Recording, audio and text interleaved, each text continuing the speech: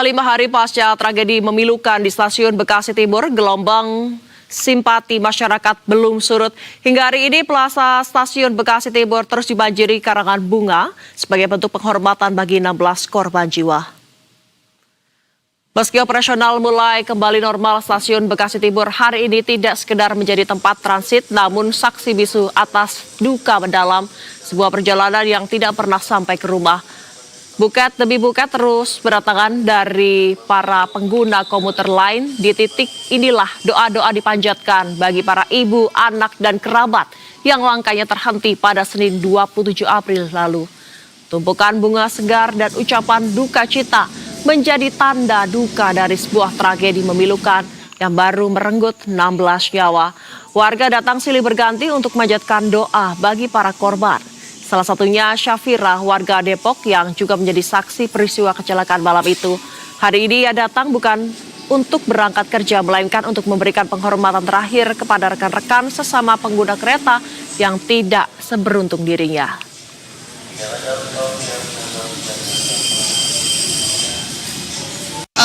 Karena pada saat kejadian saya juga salah satu korban yang ada di sini gitu, jadi saya merasa saya masih bisa dapat keselamatan, jadi saya sekalian ziarah juga gitu, kasih bunga buat mereka-mereka yang gugur di tempat ini gitu. Semoga ya.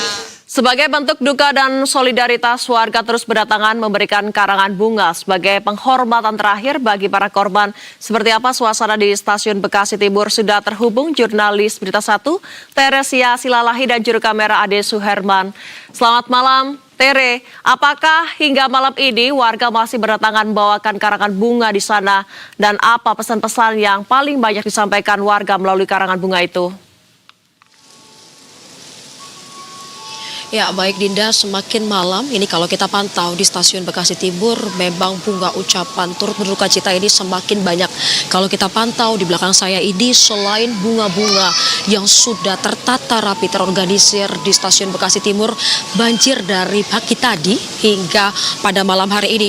Juru kamera saya akan menunjukkan secara langsung, ini merupakan bunga-bunga yang disampaikan langsung oleh masyarakat yang ingin mendoakan secara langsung. Dan kalau kita lihat, memang banyak sekali pesan-pesan yang menyentuh begitu ya, dimana kalau kita lihat ini bunga-bunganya ini ada turut berduka cita untuk wanita hebat yang ingin pulang setelah mencari nafkah, dan juga di sini yang sangat banyak sekali menyentuh begitu ya, selain bunga-bunga yang ditaruh secara rapi dan terorganisir ini juga banyak sekali doa-doa yang dipanjatkan oleh seluruh masyarakat yang berdoa di sini setelah pasca insiden yang terjadi.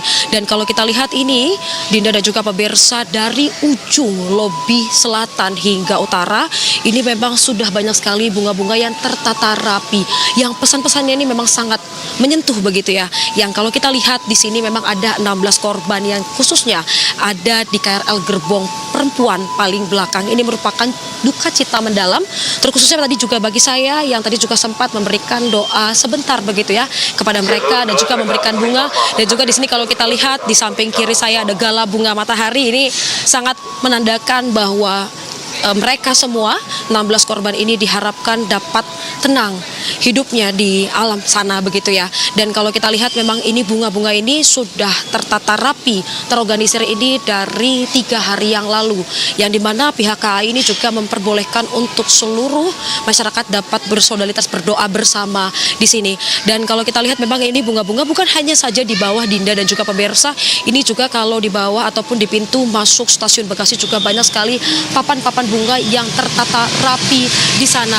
Dan rencananya pihak KAI ini akan memperbolehkan seluruh masyarakat untuk berdoa dan memberikan bunga ini sampai hari Minggu besok. Ini merupakan tanda solidaritas masyarakat bersama dengan pihak KAI untuk memperbolehkan seluruh masyarakat berdoa bersama. Hingga nanti pada hari Senin ini masyarakat sudah tidak diperbolehkan lagi untuk menaruh bunga, dan akan dipindahkan yang nantinya ini masih dicari tempat untuk bunga-bunga ini akan ditaruh begitu ya. Yang tandanya memang hari Senin ini sudah menandakan normal kembali aktivitas di stasiun Bekasi. Nah, ini untuk mengetahui bagaimana memang ada beberapa yang di sini yang membawa bunga begitu ya dan memberikan doa. Ini kita coba ngobrol sama kakaknya. Halo Kak, selamat malam. Selamat malam. Dengan siapa Kak namanya? Nama saya Bintang. Kak Bintang, ini bunga buat 16 korban perempuan. Doa dan harapan untuk para korban seperti apa, Kak? Harapannya semoga semua amal perbuatannya diterima oleh Tuhan, kesalahannya dihapuskan, dan nanti kelak akan mendapatkan surga yang terbaik. Kakak dari mana nih? Saya dari Tamrin. Jauh-jauh ke sini untuk mendoakan 16 perempuan. Dan kedepannya gimana, Kak? Apakah memang ada doa dan harapan ataupun kritikan untuk pemerintah begitu terkait dengan lintasan dari kereta api ini atau seperti apa? Untuk harapannya sih semoga perlintasan kereta apinya ditambah ya. Jadi ada perlintasan kereta api yang khusus untuk kereta jarak jauh dan juga dibedakan sendiri untuk yang KRL agar tidak disamakan gitu relnya, biar semua keretanya mendapatkan rel masing-masing agar tidak terjadi hal yang terjadi sebelumnya seperti ini. Terima kasih ya, Kak.